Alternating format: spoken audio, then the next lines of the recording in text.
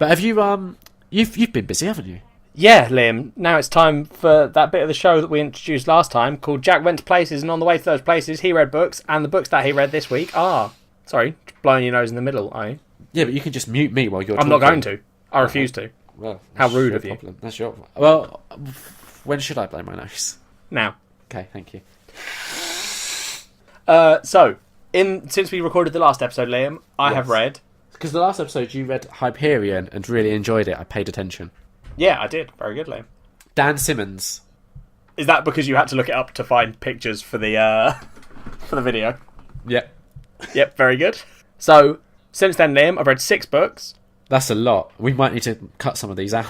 No, it's alright. I don't do what you do and talk for hours. I'm just going to literally zap through this.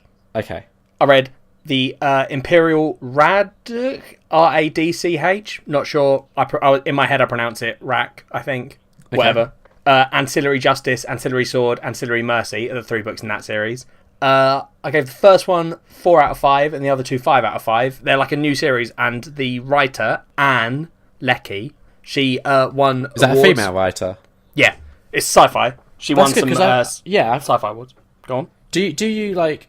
I obviously don't read a lot of books and stuff, and one of the big things at the moment with film is how there's not enough like representation with female directors. Do you get a lot of female like sci-fi writers? Because I would have thought again it'd be like a very like male-dominated area. I think they're rarer, but like I don't particularly notice when I'm reading a book. I don't really care who wrote it unless I'm reading it because I've read their stuff before and I'm like, oh, okay, I know this is a good writer, so I'll give their next book a chance, sort of thing. Do you know what I mean? Like, yeah. I don't particularly... It sounds like I'm being like, I don't see colour, but I genuinely don't notice the gender of authors because I'm just more interested in the book. But like, she's good. Like, they're good books. So, okay, so imagine I'm a listener, right? Imagine that. At the moment, you've told me nothing about this book that's made me think, oh, I want to go read that. Okay, it all takes place... You're like, not seeing it from the perspective, but the main character is part of a... There are these artificial intelligences, which... sort of are ships, but then they control these things called ancillaries, which are like humans that have had their brains fucked with and are basically robots at that point, and the ship like takes over their body effectively.